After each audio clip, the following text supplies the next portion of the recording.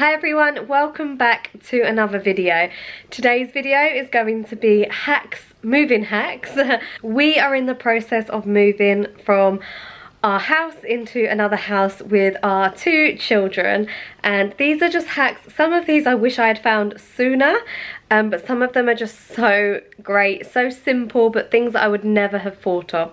So the rest of this video will be a voiceover showing you the hacks that I have accumulated and put together. So these are like my favorite. I have looked all over on TikTok, Google, Pinterest, YouTube, and these are some of my favorites in this video. I really hope you enjoy the video, and if you do, perhaps you'll like to see some of my moving vlogs. I've been vlogging the whole experience from the house renovating this house, all the way to selling the house and now moving, and then I will be doing the same for the next house. So do make sure you're a subscriber so you don't miss a video. The first packing tip I can give you is to use your suitcases for heavy items. If you put things like books into a box, they're more likely to fall through the bottom when you pick it up. Most suitcases also have wheels on, which makes it even easier to move them from one place to the other, and the suitcase is less likely to break. So I've used all of our suitcases, mostly for all of the children's books, and it's worked really well. For me, our clothes were the hardest thing to pack. I done the majority of them in vacuum pack bags. However, I recently discovered this way, which I wish I had done with all of my clothing. So you just use a black sack and you can put them from the bottom up, and then if it's a drawstring bag, you can just tie the drawstring at the top.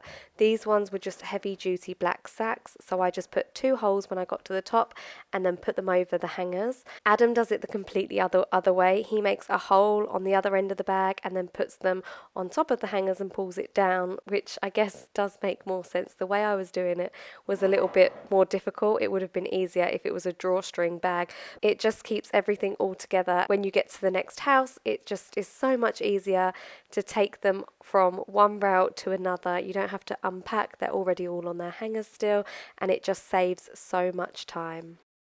If you are using the hack previously to move your clothes from one place to the other, it's also important to make sure the hangers stay close together. So you can either use cable ties, or I found this clean film hack, and you just pull a piece off, roll it round into like a thin line, and then use it to tie them together.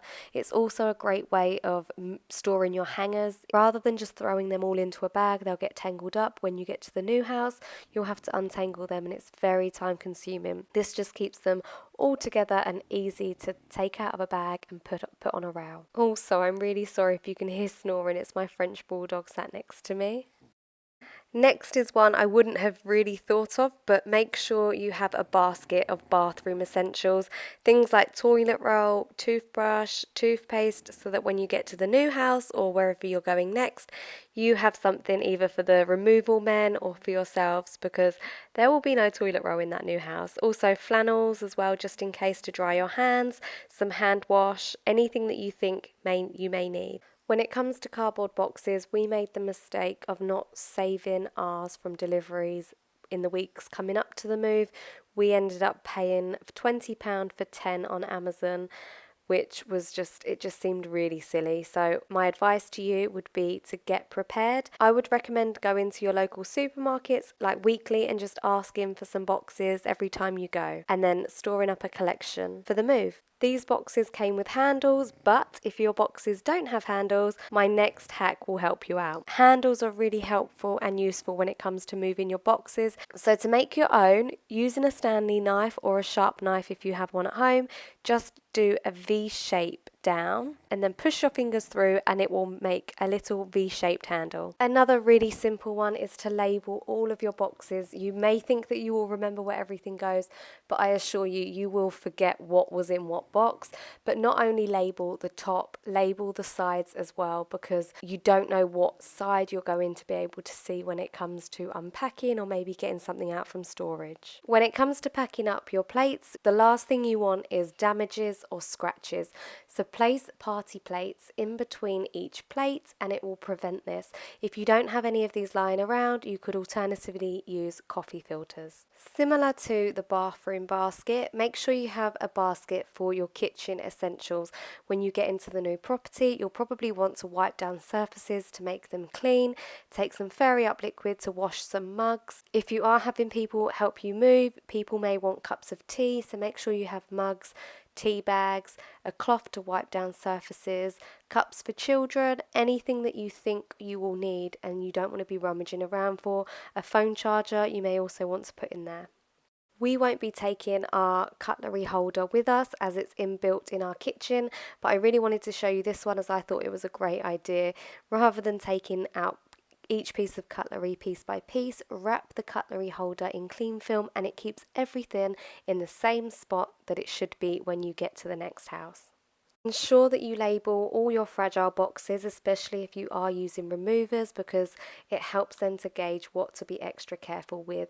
You can pick up fragile tape from Poundland. It's so useful. We got these stickers along with our boxes, but I personally prefer the tape because you can wrap it around all sides of the boxes. Great way to protect your glasses is by using socks. Simply wrap them over the top and even around the bottom of the stem to protect them from breaking when they're being moved around. I used baby socks for the Prosecco flutes and they worked a treat.